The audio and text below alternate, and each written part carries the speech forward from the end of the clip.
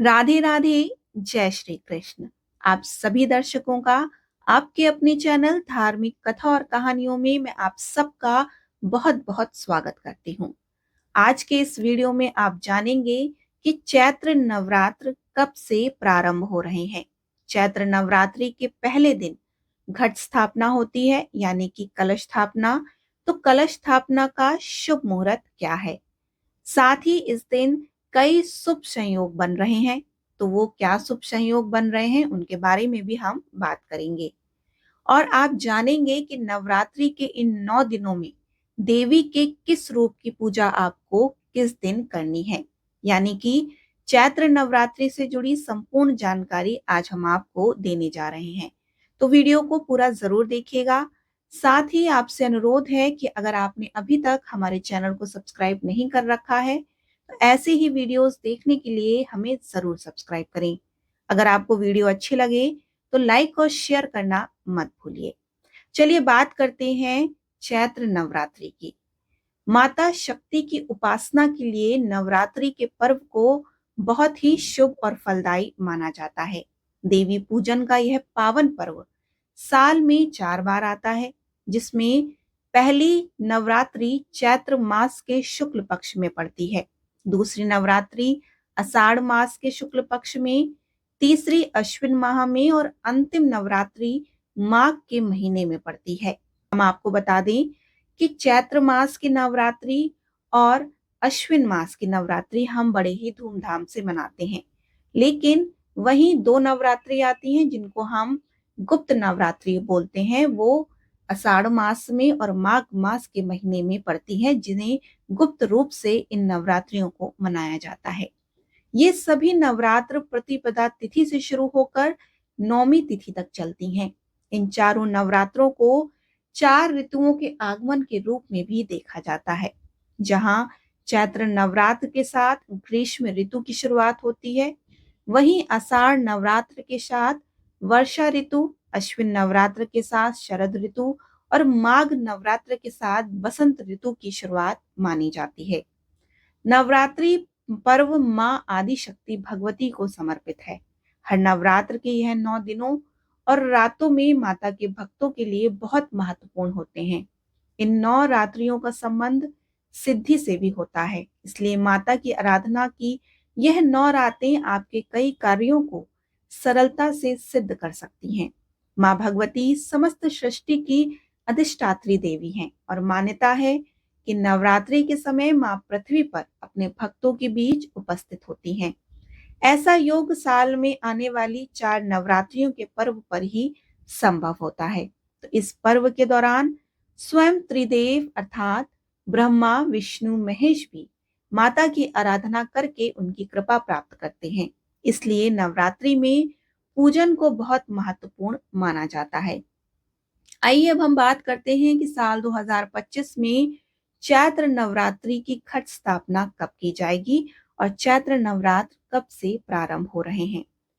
प्रतिपदा तिथि प्रारंभ हो रही है 29 मार्च 2025 की शाम 4:27 से और इस तिथि का समापन 30 मार्च को 12:39 पर हो रही है।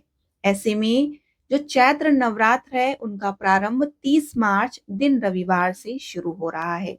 आपको 30 मार्च के दिन ही घट स्थापना करना है। घट स्थापना का शुभ मुहूर्त सुबह 6:02 से लेकर 10:09 तक रहेगा। अगर आप इस मुहूर्त पर घट स्थापना नहीं कर पा रहे हैं तो आप अभिजीत मुहूर्त में भी घट स्थापना कर सकते हैं। घट स्थापना का अभिजीत मुहूर्त सुबह 11:48 से लेकर दोपहर 12:38 तक है। इस बार चैत्र नवरात्र पर एक साथ कई शुभ संयोग भी बन रहे हैं। नवरात्रि के पहले दिन अभिजीत मुहूर्त के साथ सर्वार्थ सिद्धि योग, अमृत सिद्धि योग और रेवती नक्षत्र का शुभ संयोग बन रहा है। इन सभी मुहूर्त में पूजा पाठ के लिए श्रेष्ठ माने जाते हैं। सर्वार्थ सिद्धि योग 30 मार्च की शाम 4:35 से लेकर 31 मार्च की सुबह 5:50 तक रहेगी। वहीं रेवती नक्षत्र 29 मार्च की शाम 7:26 तक प्रारंभ हो रहा है और रेवती नक्षत्र का समापन 30 मार्च को शाम 4:35 पर होगा। वहीं वैधृति योग 30 मार्च की शाम 5:49 पर शुरू हो रहे हैं और यह योग 31 मार्च की दोपहर 1:46 पर समाप्त होगा। घट स्थापना करने का सबसे शुभ मुहूर्त सुबह का होता है, जब प्रतिपदा बिल्कुल प्रबल होती है। लेकिन यदि आप किसी कारणवश इस समय घट स्थापना ना कर पाए, तो आप अभिजीत मुहूर्त में भी घट स्थापना कर सकते हैं। अब हम बात करते हैं कि नवरात्र के इन 9 दिनों में आपको किस दिन माँ के किस स्वरूप की पूजा करनी है। 30 मार्च को पहला दिन पड़ रहा है, यानी कि प्रतिपदा तिथि है। इस दिन आप माँ दुर्गा के माँ शैलपुत्री स्वरूप की पूजा करेंगे। 31 मार्च को दूसरा दिन पड़ रहा है, दिन सोमवार है। इस दिन आप माँ दुर्गा के माँ ब्रह्मचारिणी स्वरूप की पूजा करेंगे।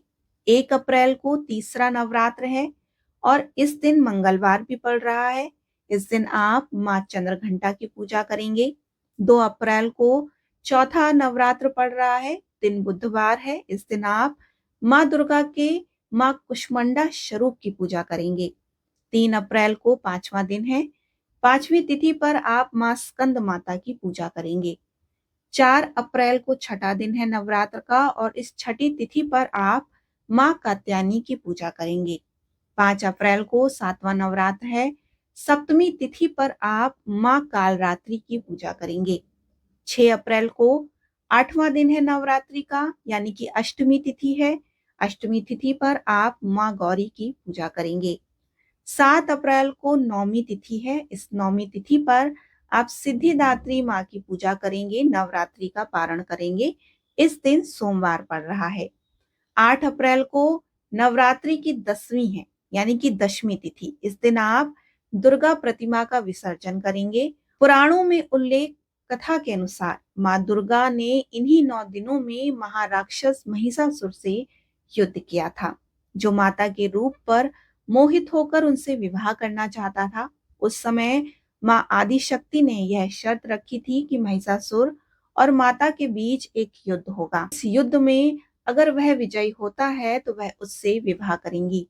महिषासुर और माँ दुर्गा के बीच यह युद्ध 9 दिनों तक चला और नौमी के दिन माता ने महिषासुर का वध करके देवताओं को उसके अत्याचार से मुक्ति दिलाई थी।